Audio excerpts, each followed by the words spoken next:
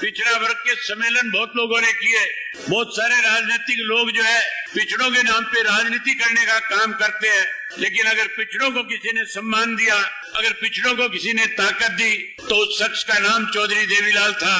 अगर पिछड़ों को किसी ने पहचान बनाई, अगर पिछड़ों को राजनीतिक वर्चस्व किसी ने स्थापित करवाया, तो उस शख्स का नाम चौधरी ओम प्रकाश चौटाला था।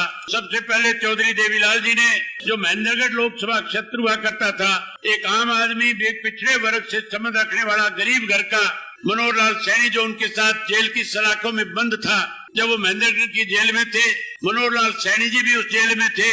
चौधरी देवीलाल ने फैसला कर लिया था कि जब भी लोकसभा का चुनाव आएगा, हम जेल से बाहर जाएंगे।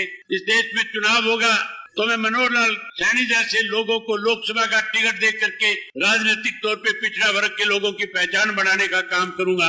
और चौधरी देवीलाल ने राव वीरेंद्र सिंह के खिलाफ, जो एक बहुत बड़ी हैसियत थी उस इलाके की, उनके खिलाफ टिकट दे करके उनको लोकसभा का मेंबर बनाने का काम किया था। जहाँ उन्होंने 77 में उनको लोकसभा का मेंबर बनाया, वही साथियों सन 1977 के अंदर विधानसभा के जब चुनाव हुए थे, तो जय नारायण वर्मा को बरवाड़ा से टिकट दे करके, जो जनरल की सीट थी, बैकवर्ड के आदमी को विधानसभा का सदस्य बनाया। उसके साथ साथ रामकिशन बैरागी जो था, उसको सफीदो विधानसभा क्षेत्र से टिकट दे करके, जो जनरल की सीट थी, उसमें अति पिछड़े वर्ग के व्यक्ति को टिकट दे करके न केवल विधायक बनाया बल्कि मंत्री बनाने का काम किया था। वहीं उसके साथ साथ घरौंडा विधानसभा क्षेत्र से पीरूराम कश्यप, एक आम गरीब घर का किसान था, गरीब घर का आदमी था, उसको घरौंडा से टिकट दिया और विधायक चुनने का काम किया। उसके बाद साथियों लगातार मनोहर लाल सैनी जी को 2 दफा लोकसभा की टिकट कुरुक्षेत्र से दे करके, नारनौल से कुरुक्षेत्र लेकर के जिताने का काम किया।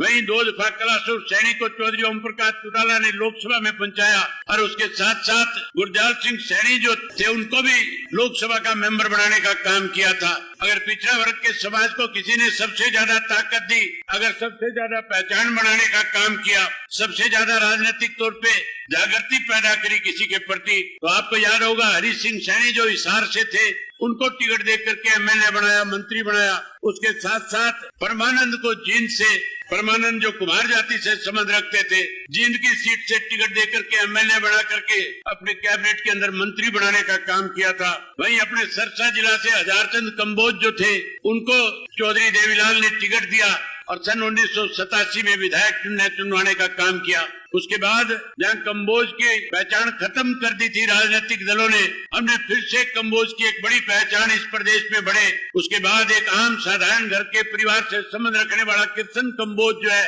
इंडियन नेशनल लोकदल पार्टी की तरफ से चौधरी ओम प्रकाश चौटाला ने रानिया से टिकट दे करके रणजीत सिंह के सामने चुनाव लड़ा करके विधानसभा में पहुंचाने का काम किया था।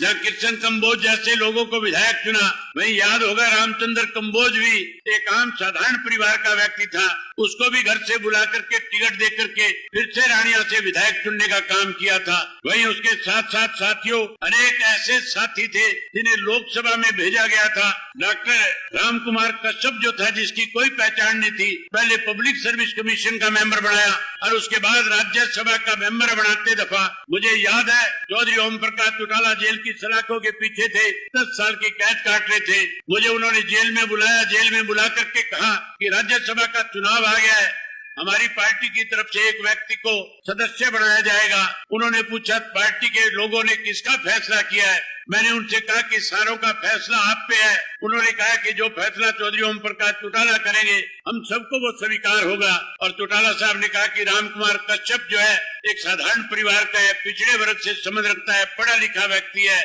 ऐसे व्यक्तियों को मौका दो ताकि हर गरीब आदमी को इस बात का एहसास हो कि इंडियन नेशनल लोकदल पार्टी जो है वो आम साधारण लोगों की पार्टी है, आम आदमी की राजनीतिक पहचान बनाने वाली पार्टी है, आम आदमी को राजनीतिक ताकत देने वाली पार्टी है। मैंने राम कुमार कश्यप को टेलीफोन किया और उनसे टेलीफोन करके कुरुक्षेत्र से चंडीगढ़ आने को कहा। मुझे पूछने लगे क्या काम है। मैंने कहा तुझे राज्यसभा का मेंबर बनाया जाएगा, आप आओ, आकर के अपना नॉमिनेशन फाइल करो। हैरानी की बात है साथियों, पूछ लेना राम कुमार कश्यप से, अगर वो जमीन रखता होगा तो बताएगा कि 5,000 रुपया जो है उसकी जेब के अंदर नॉमिनेशन फाइल करते दफा जो जमा कराया जाता है वो भी नहीं था, वो भी पार्टी की तरफ से 5,000 रुपया दे करके उसका नॉमिनेशन फाइल कराया गया था।